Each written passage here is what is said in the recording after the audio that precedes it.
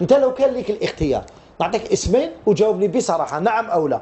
لو كان لك الاختيار في كاس افريقيا، هل تاخذ مثلا لاعب شاب مثل بوداوي مع شيتا، لاعبين شابين، وتنحي طايدار وبن طالب؟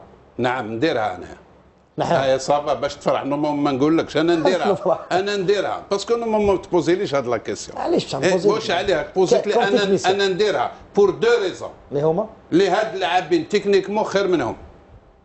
ما عندهمش اكسبيريونس. ما يهمش شنو هو الاكسبيريونس؟ 18 سنه بوداوي تدي كاس افريقيا بالك تو فالو غري. ما يتقرياش، يتقريا غير الفا هذا قري اللي يحبوا مقران هذا. ما يتقريا والو، لان علاش كان عندك فريق وطني قوي هاد اللاعب هذا راح يزيد يمرجي ويطلع في هذا الجروب ويزيد هما اللي يبروتيجوه باش يسهلوا له باش يدير يونكور يفا بروغريسي. وحده الجروب هذا ماهوش يدور مليح، هو يبان التكنيسيان يبان يعرف الجوار هذا ويدير حوايج ملاح، ولكن اللي عنده قدامه ماهمش تاع المستوى تاعو.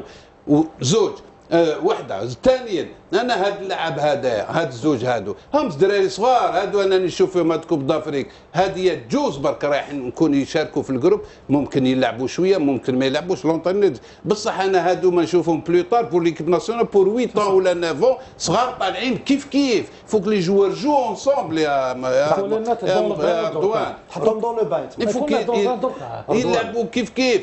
وزيد حاجه اخرى، انا جو بونس كو لونطرينور دركا مع هاد لي ماتش اميكو او راح يحط دوكا طريقه اللعب تاعو، لان تكلمنا مع لول بلي ما عندوش الطون مع الطوغو، يفاليك لا كاليفيكاسيون برك اوكي. واش عليه بصح دركا يفوك يلامبوز اون مانيير دو جوي باش اللاعبين هادو يعرفوا كيفاش يجيو لي زوتوماتيزم ابارتير دو مومون اللي في لونطرينمون في التدريبات وهاد الحوايج يحط لهم طريقه لعب باش يكونوا لي روبير بالجوار يبروغريس بلي روبير تاعو. صح هكذا رضوان. صح.